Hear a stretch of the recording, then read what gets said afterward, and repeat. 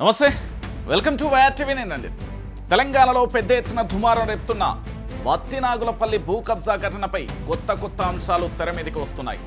Gandipet revenue మండల పరిధిలోని ఈ రాష్ట్రంలోనే నెంబర్ 2 మంత్రిగా చలామణి అవుతున్న పొంగులేటి అలియాస్ రాంబులేటి కుమారుడు 300 కోట్ల విలువైన 3 ఎకరాల భూమిని కబ్జాకు యత్నించినట్లుగా కూడా ఆరోపణలు వెల్లువెత్తుతున్నాయి. నవంబర్ 30 అర్ధరాత్రి 70 మందికి పైగా కూడా బౌన్సర్లతో కలిసి అక్కడికి చేరుకున్నారు మంత్రి కుమారుడు. భూమి చుట్టూ ఉన్న ప్రహారీ గోడను జేసీబీలతో కూల్చివేసినట్లుగా స్థానికులు చెప్తున్నారు. ఈ సమయంలో తమ భూమిని రక్షించుకునేందుకు వచ్చిన యజమాని పల్లవి షాపై బౌన్సర్లు మూకుమ్మడి దాడికి దిగారన్న ఆరోపణలు వినబడుతున్నాయి. గోశాలలు, షెడ్లు సైతం ధ్వంసం చేసినట్లుగా పల్లవి షా ఫిర్యాదులో పేర్కొన్నారు. ఈ ఫిర్యాదుపై గచ్చిబౌలి పోలీసులు రాఘవ కన్స్ట్రక్షన్తో పాటు మరో 5గురిపై మొత్తంగా 7 సెక్షన్ల కింద కేసులు నమోదు చేశారు.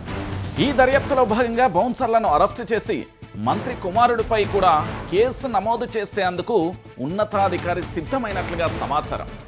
అయితే ఇందులో ట్విస్ట్ ఏంటంటే మా మీదనే కేసులా అంటూ రంగంలోకి మంత్రి వచ్చింది.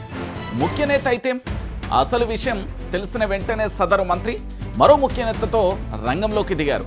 మా మీదనే కేసులా, ఇది మా ప్రైవేటు వ్యవహారం, పోలీసులకేం పని అంటూ ఆగ్రహం వ్యక్తం చేసినట్లుగా తెలుస్తుంది. ఈ ఘటనకు కేసు నమోదు చేసిన ఉన్నతాధికారిపై వేటు వేయాలనే ప్రయత్నాలు కూడా జరిగినట్లుగా తెలుస్తుంది.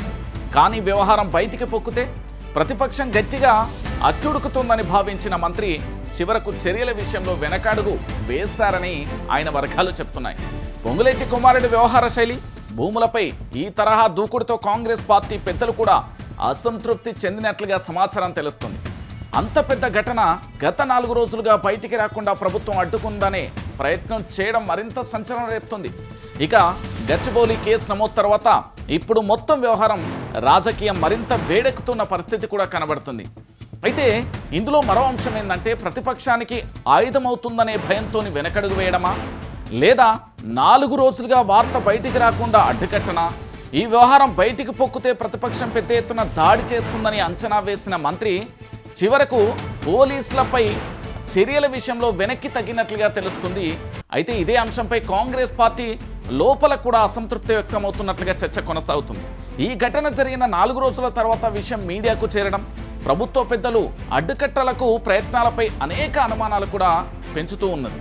భూ కబ్జా కేసు నమోదు కావడంతో ఇప్పుడు రాష్ట్ర రాజకీయం మరింత వేడెక్కింది. ఈ వ్యవహారం బయటికి పొక్కితే ప్రతిపక్షం తీవ్రమైన దాడి చేస్తుందని భావించిన మంత్రి చివరకు వెనక్కి తగ్గినట్లుగా కూడా తెలుస్తుంది. అయితే మొత్తం పరిణామాల్లో కాంగ్రెస్ పెద్దలు కూడా మంత్రి కుమారుడి ప్రవర్తనపై తీవ్ర అసంతృప్తి వ్యక్తం చేస్తున్నట్లుగా తెలుస్తుంది.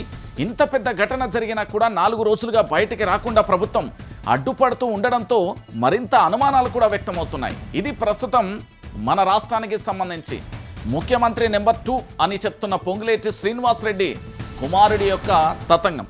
మరి దీనిపై అరెస్టు, రిమాండ్ ఉంటుందా? కేవలం సామాన్యులు ప్రశ్నించే గొంతుకలకు మాత్రమే అంకితం అవుతుందా? ఈ కేసు విషయంలో ఎలాంటి పరిణామాలు ఉంటాయి? మరి నెంబర్ 2 అనే వ్యక్తిని సస్పెండ్ చేస్తారా, లేదా ఆయన కుమారుణ్ణి అరెస్టు చేస్తారా? ఏం జరుగుతుందనేది మనం కూడా వేచి చూద్దాం.